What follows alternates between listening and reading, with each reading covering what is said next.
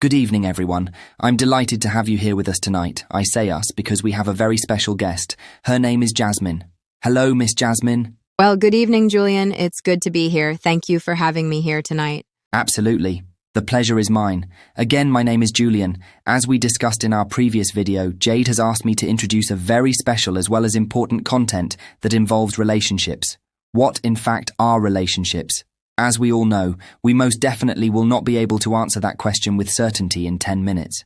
As I have stated, I think it would take many lifetimes to come even slightly close to an answer that would satisfy everyone. No two people, of quote everyone, are the same. We have decided to start the relationship content with couples. A very, very treacherous walk within the initiation of conversation in some areas of decision and choice, where two people have decided to come together. Jasmine will be talking with us about her relationship with former fiancé Mitch. This topic visits the challenges and issues of uncertainty and trust, among many other things. Again, thank you, Jasmine. When you are ready, please feel free to bring us to a place of understanding your particular challenges with your former relationship with Mitch. Well, it's been a journey. We were together for 2 years before Mitch asked me to marry him. I thought it would be one of those things where we just lived together, you know? My parents never really liked him.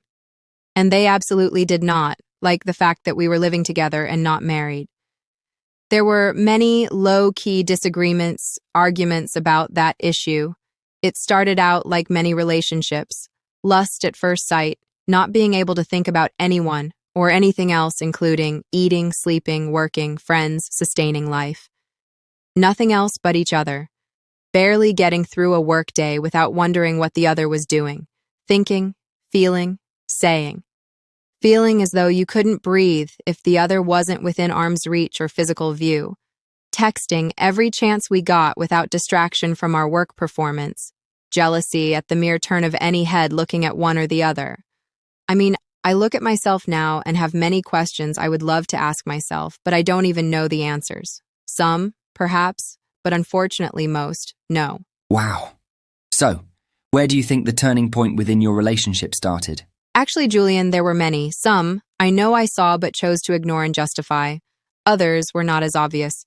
However, the one that truly set this fail in motion was when one night I came home from a girls' night out, which most of the time consisted of dinner and a movie. Sometimes we would go to a comedy club or just hang out in one of my friends' houses and gossip or reflect on our looks, what we need to change, mentally, especially physically. That always seems to be a very popular topic of choice with my friends. I mean, we're not 20-something anymore. We're the golden ages of 30 whatever. Anyhow, sorry, I'm getting off topic. I came home late one night.